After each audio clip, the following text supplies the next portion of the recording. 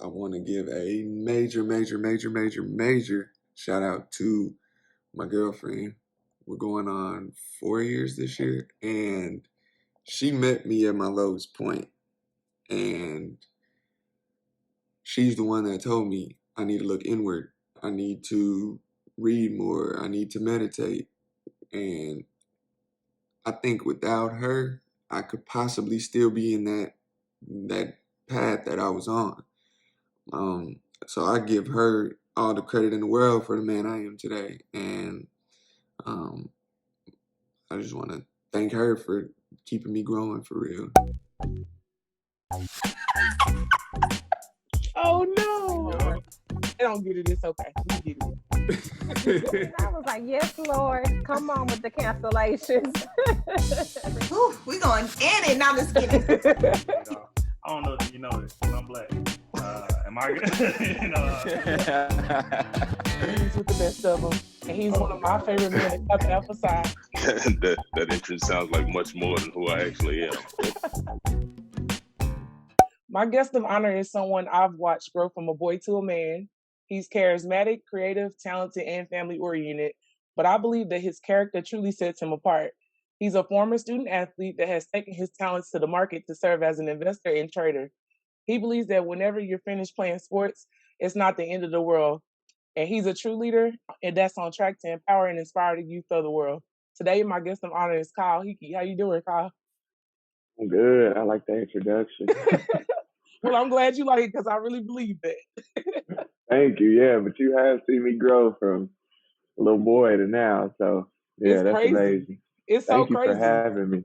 Yeah. No problem. No problem at all. Like, it is crazy to see y'all grown, though. I'm not going to lie. It's like, yeah. Wait a minute, they can order drinks and everything. Like, wait. Yeah, it's crazy. Just, I don't know. I didn't really think I would make it to 25. Like, I don't know why, but hey, I'm here and happy to be alive. That means God has a plan for you. Yeah. If you're still here, he definitely has a plan for you. Most definitely. Well, let's start at the origin. Let's start at the beginning when we met when you were in high school. Yeah. Tell me a little bit about your background, or let the people know about your background, like parents and where you come from, all of that. All right. Well, I'm originally from Fort Worth, Texas. Grew up in a 2-parent household, had my parents both around. And it wasn't until I moved to South Hills and I started taking everything seriously. Basketball, just life, everything. Everything changed for me. I want to say 11th grade. I really got serious about it. I had you and Coach Audie. Shout out to Coach Audie. Had y'all in my ear telling me I could do certain things, and hearing that from somebody else and besides my parents gave me the boost to actually want to do better in life and actually try to be the best I can at the sport I was playing at that time. So, yeah, that's that. And then I finally got a scholarship to go to Missouri Valley. Things didn't work out the way I wanted them to, but I'm still here. So I guess it wasn't in God's plan to do what I wanted to do, and I had to just follow His path. So. Yeah, a lot of times we think we want things, but then God will flip that script real quick. Exactly. Like you're going this way. You're going this way. Exactly. And I want to say it's just, I think being in that environment in Missouri, coming from where I was in Fort Worth with South Hills and going to that environment in Missouri where I knew everybody had my back. You, Coach T, Coach Audie, my teammates, I knew everybody had my back, but going into a different environment where I was just like, do they got me? What's going on here? And it's just, it opened my eyes to a lot of things. So yeah, that was a big change for me. Yeah. And I wanted to ask you, like, when it came to being recruited, like how different it was from being recruited to going on campus. Like, did it shift a lot, or was it just like? Yeah, it was a major shift. And that's something that anybody in high school right now going through the recruiting process, keep your eyes open. Have somebody with you that knows the game of the recruiting game. Because my dad didn't know anything. So it's just like we were in the new environment together, and they were selling me dreams, all type of things to get me to their school. Then when I got there, it's completely changed. So things like promising that I'll be a starter when I get there. Okay. When I get there, I'm a bench player. Mhm. Oh, what happened? Telling me that I'll have access to the gym all the time. Then when I get there, I can't get into the gym until 9 o'clock in the morning, or when a coach shows up. Like it wasn't even like that in high school. So it's just they'll sell you so many things, and then when you get there, it's just totally different. So just try to find somebody that has the best interest and heart for you. That's real. Because look, ownership is important, and taking ownership of your experience is important. But it's hard to do that if you don't have, I guess, like the information to look out for certain things. Exactly. So when you got on campus, what would you say was the best way for you to manage it? Like, how did you even manage dealing with all those shifts? Because you weren't aware that it was going to happen. So how did you manage it? Honestly, I want to say that my teammates, I had senior teammates that been in the game before. They came from junior college, went to that environment. They were in my ear the whole time, telling me, "Hey, just stay strong, keep working out. Don't worry about what these coaches are telling you. Just stay focused, because when your time comes, like it's gonna be something big." And that happened, because when we went to the national tournament my freshman year, and I just stayed ready the whole time. And when I got to the national tournament, I almost got put into the starting role, because the senior that was in front of me wasn't holding up to his bargain. So I almost took his spot, but we ended up getting knocked out. But it's just having those seniors in my ear, having the best interest for me, telling me what they've been through, and I just had to listen and soak it up. Yeah. I think it's interesting, like nowadays, how it's going with the athletes, because you have people like Des Bryant that has his personal corner, project going on, and then you have all these different coaches going to HBCUs and different stuff like that. And I think it's dope, because it's giving kids another option. Because they're forgetting about all those different places that they could land. One of the biggest things is like the new NIL situation that's going on. People can make money off their name and likeness. Like, what do you think about that? I love it. I love it. Because just being in where I was, I wanted to be for every division of basketball, not just NCAA, but NAIA also. I know they don't have as much money, but I know when I was in college, I was struggling. I had to do things I didn't want to do, but it ended up, I want to say that ultimately cost me my whole basketball career, just trying to get some extra money. And that would have helped a lot. So just being in the conference, I want to say, even in NAIA, you have specific guys that you like, oh, that's the guy right there. Bringing and having that guy and just paying him, that'll keep them around longer, I feel. And I don't know, it just gives kids to really focus on what they want to do. You have kids that's focusing on their doctorate degree and all that. They have their parents and everything supporting them. But with basketball, you have kids coming from the inner city that don't really have that option. So I feel like that would be major. That would be a plus. But yeah, I love the new name and likeness. That's beautiful. Yes, I feel like if you come from the inner city, like where we come from, it's like we were taught how to survive, right? So for us, we can hustle. We know how to get what we need to get, right? And I think that this new thing is great, because if you want to eat, you will. Exactly. Like, you will eat if you are hungry enough. Yeah. Being from where we're from, it's just my parents, they used to give me $20 in high school to get through the whole week. And I could do it, but I would take that 20 and use it to buy some candy and flip the candy. Yep. And then in college, my parents are thinking this $20 will still last, so I'm getting $20 for the whole week. I'm like, Mom, no, it's lasting for a few days. I need to eat. Mom, I need 50 or 60. Exactly. I need something. But yeah, it was that name and like this. That's gonna help a lot of kids, I feel like. Yeah.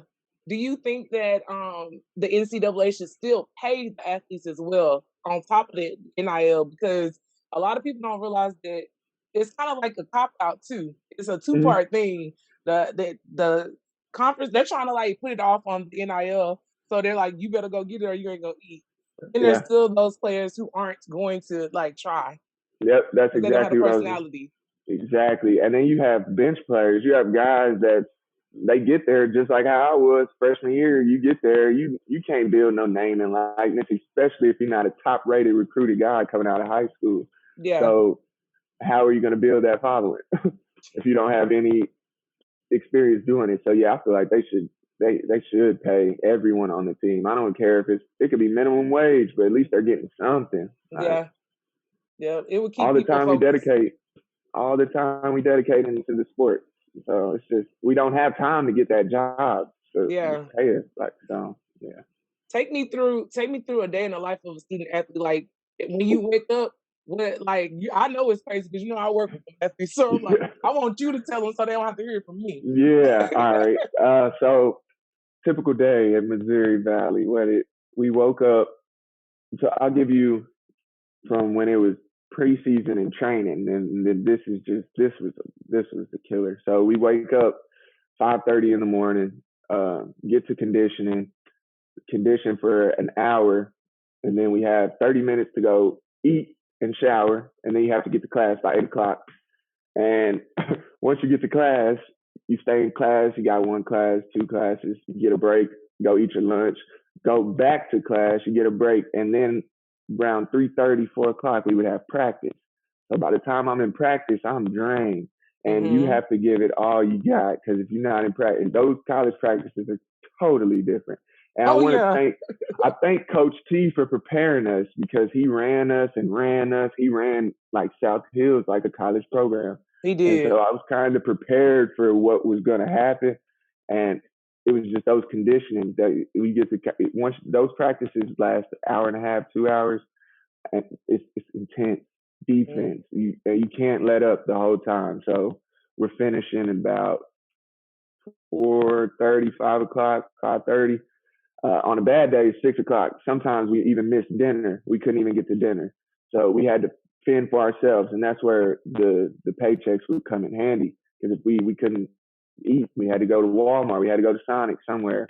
So by 6 o'clock, we're done. You still have to do all of your homework. Make sure you have all of that done so you can get to class the next day, have everything prepared, be in bed by a certain time so you can wake up at 5:30 to do it all over again. So it was brutal. But I want to say it taught me discipline. Like I had to really figure it out. Like, okay, I got to set me a schedule, figure out I can't go out with my friends at this time. 10:30 is my cutoff time. I can't go out with you. I have to be in bed by this time so I can be up. And yeah, that was, and I don't even, if you missed the day, if you missed that conditioning, if you overslept, it was double conditioning the next day. So yeah, it was tough. It was tough. But those days were long, but they were fast. Like, if that makes sense. Oh, it made perfect sense. Yeah, it felt like it was forever, but you look up and it's already 11 o'clock at night. Like, what happened to my day? Yeah, it was 8 up. quick. That's crazy. It was brutal. And I think it's interesting, like how people, they really think it's going to be like high school. And I'm like, nah. Not at all. Not at all. I wish it was like high school. So with your schedule being like that, was it difficult to socialize, like to even like meet people that weren't athletes? Yeah. Yeah and no. I want to give Brent Hackett a shout out because before that was my trainer going into college, and he told me, he's like, the college schedule is gonna like eat you up. Like you gotta, so whenever you're in these classes, whenever you're in class, socialize. You're not gonna have the time to do it while you're walking around, like when you're just out and about. He said, use that time to get familiar with different guys. And there was one guy I actually met, his parents or his grandparents invented like female Viagra. And wow. So it was just cool to have that connection. And he's just telling me different things. And I met so many different people just by socializing in class. So, and that's the difference from high school and college. You could actually socialize in class and not get in trouble for it. Yeah. And so it's just, I want to say that socialization in the class environment or in the cafeteria those were the major times for me. But outside of basketball, it was just my teammates and the guys I knew in class. But that was pretty much it. Well, I'm glad you took advantage of that because like that is where you have to start the socialization. Like in class, a lot of people are quiet, especially athletes. They try to Yeah. be invisible, which I feel like you want to be more vocal because they're gonna put those stereotypical things on you because you're an athlete and you have to fight through that already. So you might as Exactly. well And be yourself. exactly. And I feel you already know me. I'm an outgoing kid. Like I talk to anybody. So Yeah. being in class when I was doing that my freshman year, I had a few teachers pick up on that. They were like, "Oh, so Kyle, what sport do you play?" And I would tell them, "Okay." And then the games would come up. I'll look up and I'll see a few of my professors up there. Wow, okay. And then sometimes those connections with the professors helped me with different assignments. Like, okay, you have a game, you have practice. Let me just push it back for you, and you could get it done and turn it in by Friday. Yep. And that being socializing with the professors, to teach everybody, that just helped me. That helped me a lot. Yes. Gave me an advantage. I'm so glad you said that. They need to hear it from an athlete. For real, I'm telling you. They be like, I don't want to talk to them. Like, that's gonna be your plug. You can talk to them. You have to. You don't want to, but you have to. And you have to. Yeah, that's a bonus. If you could do that, if you could socialize with those other people, that's a bonus. And then you're teaching them about the game, and they, oh man, okay, let me come check you out. It's huge. It's huge. Yes. Well, let me ask you this: how did you choose basketball? Like, there's a zillion sports. What was it about basketball that made you like want to be a part of that sport? I want to say my older brother, maybe. Just him he was a basketball player at South Hills, and I don't know if it was just going to his games, watching him, but I always had a basketball in my hand, and when I was a kid, and I know it was football, basketball, baseball. Them the three sports that I loved. Yeah. But in high school, I just felt like I needed to get serious about one, so I just picked the one that I was best at, and I just tried to hone in on those skills. And and once I started really trying to focus in on that, I don't know, the love for the game just grew more and more every time. So yeah. I think it's funny too. Like when we used to come to practice, I used to be like, Kyle, like you ain't gonna make this shot. Like mess with you. All the time. You, Coach Adi, I think that helped a lot though, like having y'all just playing around, and then you had Coach T, the serious one, and then you have y'all right there in the background just playing around, and then when I needed help, like, all right, that shot didn't really look too good, let's work on this. Having that helped tremendously. It gave me that extra push that I needed. You made it easy though. Like because you allowed us to be in your space. Like I don't think people teachers and coaches realize that the student has to allow you to be in their space. So once you kind of give us the green light or we see it, we go because you allow us to be in your space. So we just want to be a part of the process. Like, to be honest with you. I think it's good to have more people a part of the process because you get it's more brain power, I feel. It's not just 1-2 people. It's like more brains, the better. And if you could correct something, you don't see everything. So it's like you have more eyes to, when I'm in the games, like, oh, your defense was a little iffy. We need to work on that footwork. Like, okay, you saw that. Let's work on it. And then Coach Adi might have something totally different. Like, man, you could have shot free throws a little better that game. Like, let's work on those free throws. And then Coach Kev has something totally different. It's just so many eyes for so many different things. And I think that's what helped me grow as a player and as a person. Your village is important. Your village is definitely important. And like, I just want to talk about your parents real quick because I know like just how they were so supportive. Like they were always there, always at the games, not just there, but decked out in gear. Like they ready. Like, so tell the people about like how supportive your parents were and how they did everything they could for you. My parents were super supportive because when I first started my high school career, I was at North Crowley, and it was my decision to actually move from North Crowley to South Hills.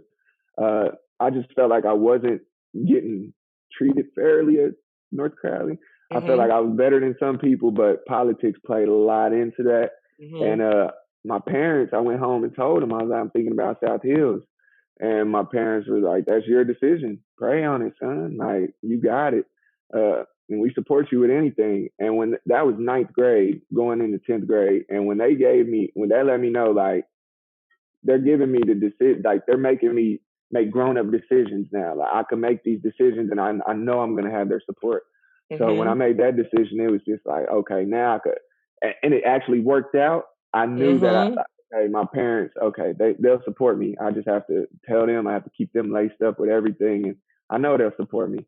And that's the same thing that happened in college. They couldn't make the games, but they were there on the podcast, on the telecast all the time. Every game they were there. So yeah, their support played a big role, and just, I don't know, that helped me a lot. Just that support system. I needed that. I love that they showed you how to use your voice before you left. And a lot of parents, I feel like they need to know that, like, you can't make every decision for your kid. And sometimes the kid does know best because they're actively in it. You're not actually in it. Exactly. And kids have, I want to, like, being my age now and seeing kids that were like 17, 16, 15, seeing them now, I'm just like, dang, some of these kids are smart. Very smart. You got to listen to them. Just even if you don't agree with it, you got to listen to what they want to say. Like, just have that extra input from them, just to let them, like you said, have a voice. You want to let them have a voice. When they get older, it's not always going to be like that. That voice, that they grow up and now they're shut out from when they were a kid. Now they can't speak up on anything when they're older. So that's true. Yeah, I feel like that's major. Do you feel like that's something you want to help students with, or kids with, Well, finding with their voice? Yeah. They need it, because I want to give credit to South Hills. Like, South Hills helped me become who I am as a person.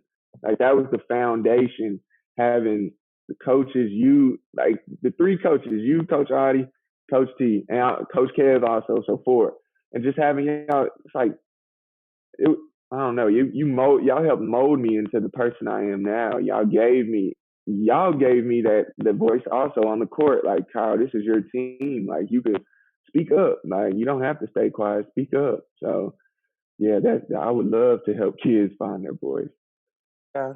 I appreciate you sharing that, because, like I say, we love y'all like y'all are kids. So yeah, I love y'all. I love y'all for sure, because, man, y'all helped me so much, and I'll never forget it. Like, I keep that in my head all the time with what I'm doing now. Everything, it's just, y'all helped me so much. Well, let's talk about what you're doing now, because I feel like the things that you're doing now, a lot of people feel like they can't do that. Like, it's like taboo, kind of like, where my money going? I don't know how to invest. Like, let's talk about that real quick, because I feel like the fact that you're doing it this young, that's what's up.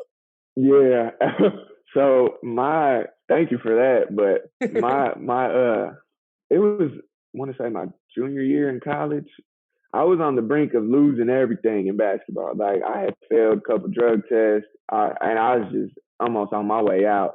And so I just typed in on Google one day, like, who makes the most money? And like, what degree, like, what can you do to make the most money? And there was nothing in what I was majoring in. I was majoring in kinesiology. So there was nothing really for a bachelor's that was really paying like that. So I'm like, okay. So I would see Warren Buffett and all these people on Google. I'm like, okay, what are they doing? Let me figure this out. So I went on YouTube and just started going in, like, every day after practice. I'm just on YouTube. I'm just looking up everything. And then one day I just invested like $200, and I lost it all. But it was just like, it was like a feeling like, dang, like, I know if I could lose it this fast, I can make it this fast. Like, that's real.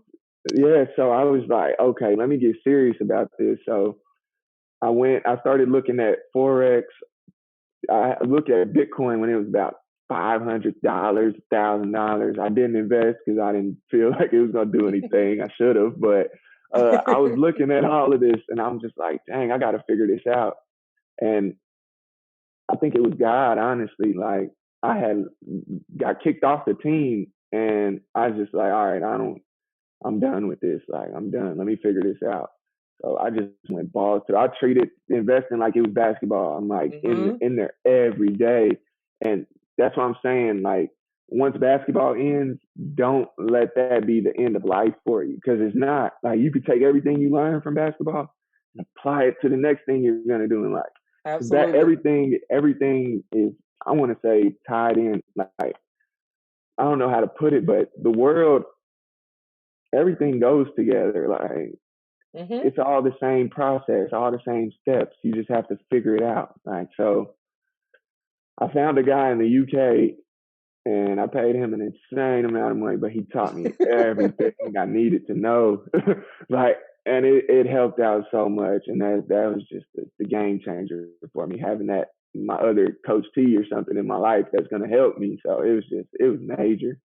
You have a cycle. I don't know if you just realized your cycle, but you have a process and a cycle. Like, it's always like you get exposed to it, and then you check it out, you do a little bit of research, and then you get extremely serious, and then you invest your time. Yeah. Like, when it was basketball, it was your time and effort, and then now you had to put your money up. So Yep. it's different when you putting that money out there. Yeah, it's a big thing. I would say at the beginning I lost so much money, like $20,000-$30,000. I lost so much money, but the lessons I learned in that time are just invaluable. I wouldn't change anything just because of the lessons I learned from that. And that's the same with basketball. Like, the lessons I learned with basketball, I wouldn't change any of that. Like, I would keep it the exact same. And it's just nuts. I think it's crazy how, I really believe this, that like your sport is just giving you a platform to like either discover your other gifts, or it's just like equipping you with more skills, right?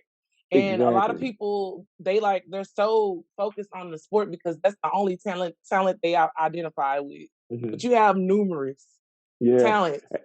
Numerous. You just gotta find them, and that's why I want to thank Brent Hackett again, because he told me, he was like, "Bro, basketball is not gonna last forever," and he's like, "You don't want to end up like one of these dudes where you graduate, you don't go anywhere, like NBA, overseas, nothing happens for you, and then you stuck. Like, what do I do?" And because all you know is basketball. Like, when you get to college, that goes back to what we talked about earlier. You want to socialize with these people, figure out what people are doing, because you're going to meet some rich people in college. Yes, you are. So you want to figure out, how did they do this? How did their family do this? And that was the key.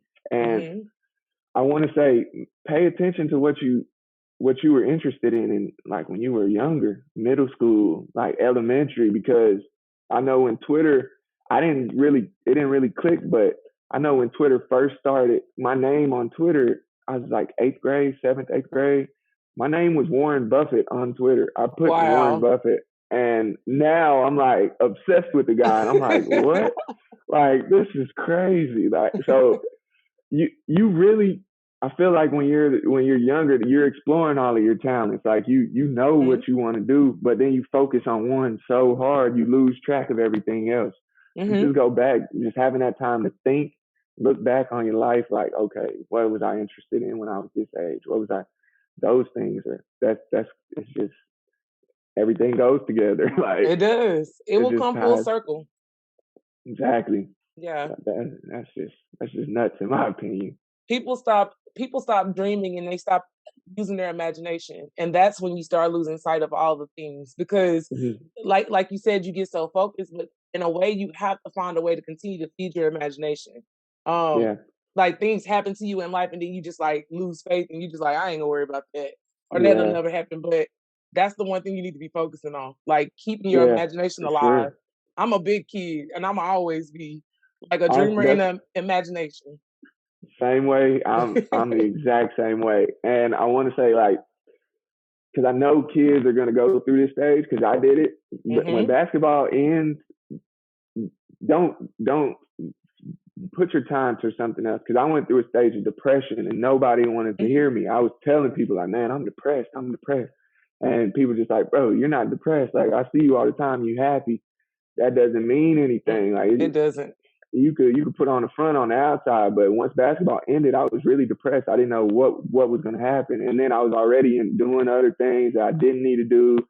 So it was a lot of stress on me. And I was just like, man, what if anything could happen? Anything could happen. And what's going to like, what am I going to do? If I die today, I'm just known as a former basketball player.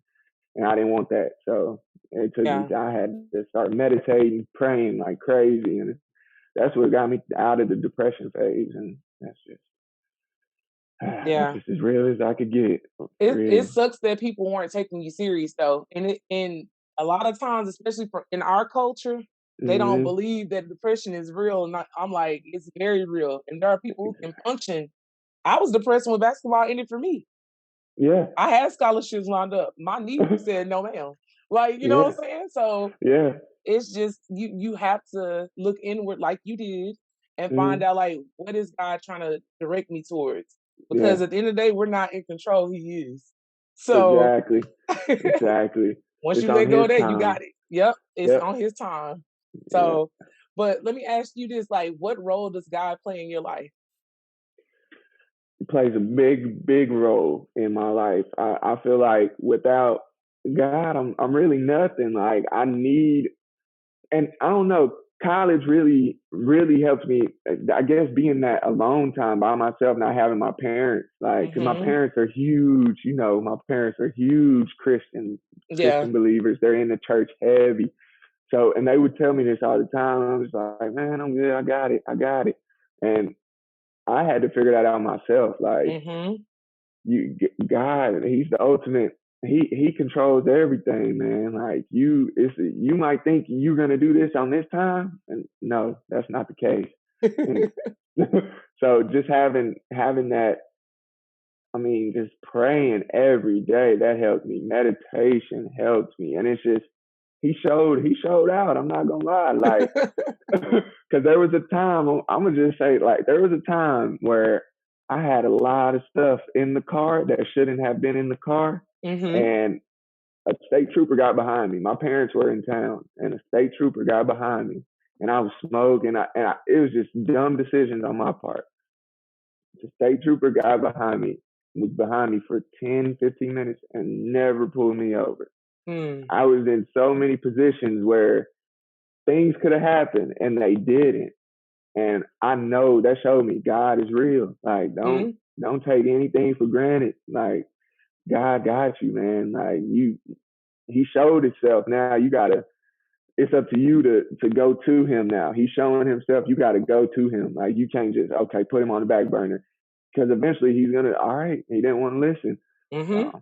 He will demand your attention. And that's the last thing you want. Because he'll do it in a bright way, like exactly. a loud way.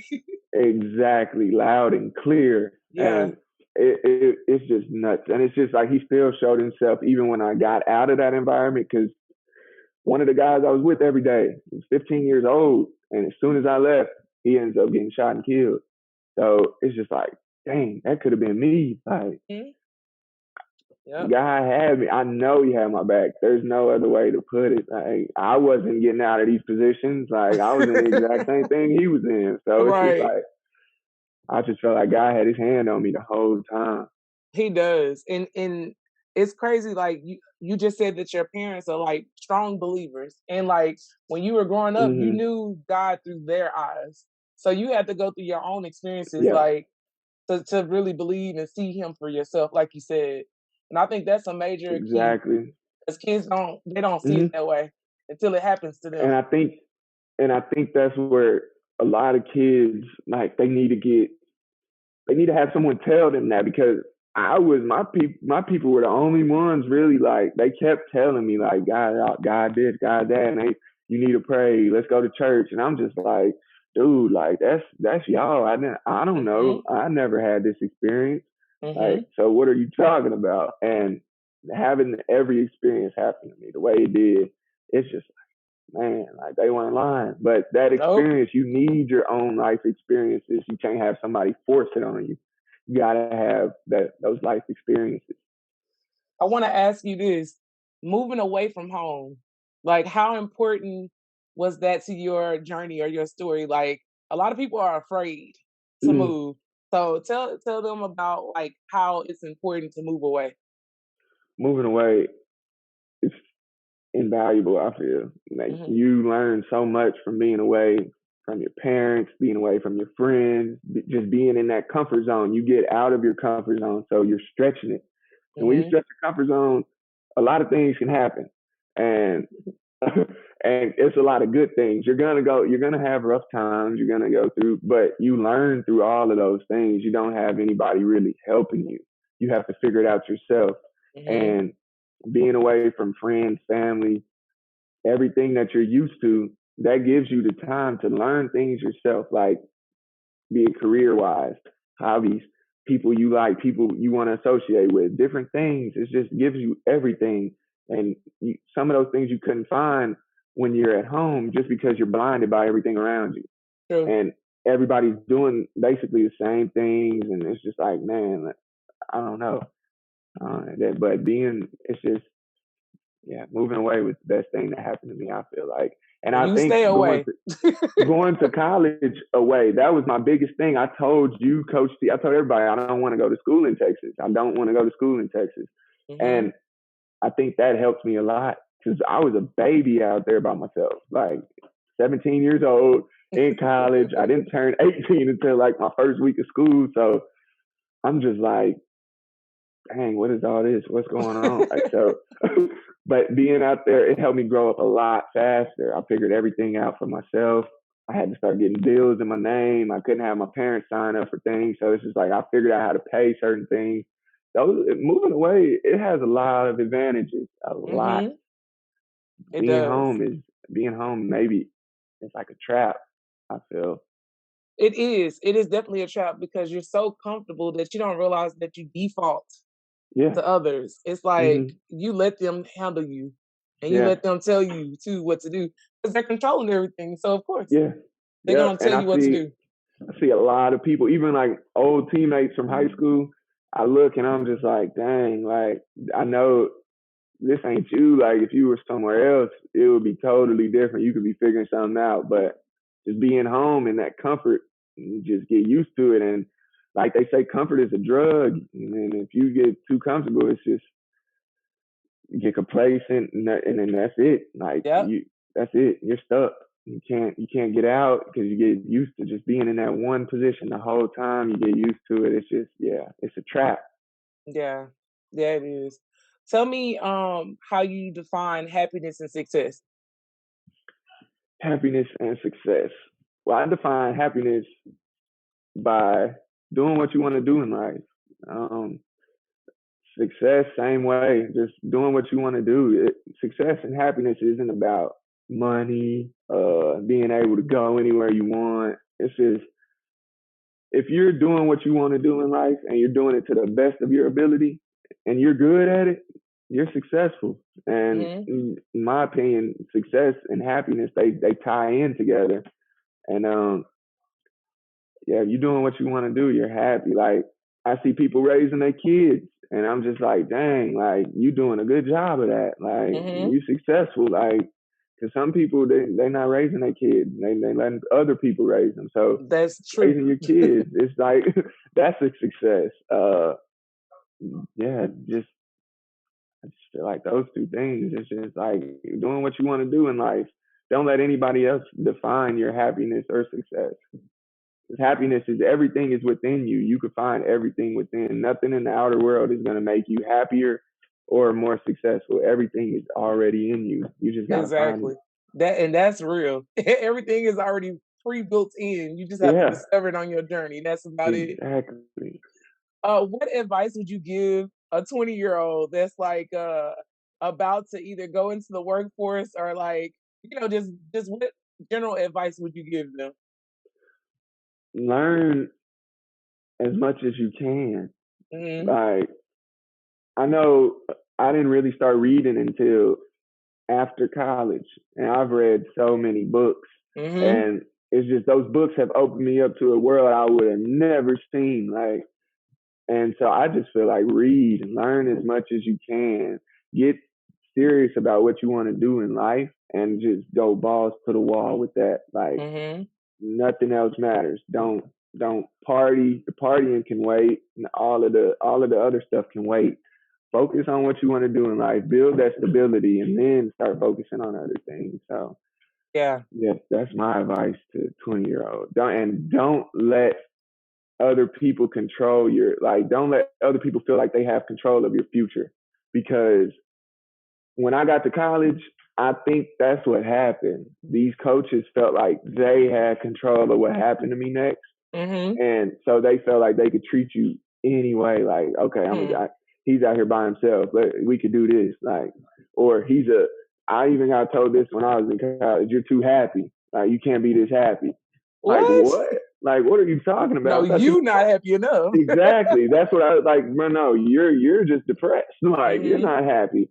And so don't let these people feel like they have control of your future. You are the ultimate dictator of everything in your life. You and God. God's gonna show you the way. You just gotta follow it. So yeah, don't let higher ups, don't let anybody feel like they have the key to your success. You have everything. Like, you have literally. it all. Literally. Exactly. Like, so yeah, that's my main thing. That is my main thing. Well, my last question for you is, if you knew then what you know now, would you change anything? I knew then what I knew now. I probably would have listened more. Probably would have listened a little bit more instead of being hard headed, and just staying patient with the process. But other than that, I really wouldn't change anything, because I love my life. I love where I'm at. I love, like, the journey I've been on. I love the growth. I love just everything about it. So it's just the listening part I could have worked on, like, just listening to what other people had to say. But yeah, but it got you where you are now, so it doesn't even matter. Yeah, exactly. And I'm thankful for it. Yes. Well, Kyle, I'm so proud of you, and I'm so happy to see, like, how you've evolved, because like, when you're working with kids, we can see the light in you early, but it's just amazing, like, to see it, like, full circle now. So I'm extremely proud of you, and I appreciate you coming on here. I feel like it's gonna really help some people for real. I hope so. Yeah, that was my whole thing. I'm like, I gotta reach somebody that's like me. Yeah. I gotta just one person. I just gotta get to one person. That's it. And you will, especially when you start, like you do with your cycle. When you go extremely, like you said, balls to the walls for something, you'll see it, and it's gonna drive you even more. Yeah. So, yes. Thank you for having me, Coach Trina, and thank you for everything that you did for me in high school, and everything that you've continue to do for me. Like, so even if it's in the background, you still, I know you still got me, you still praying for me. So absolutely, I thank you for everything. Thank you. No problem at all. All right,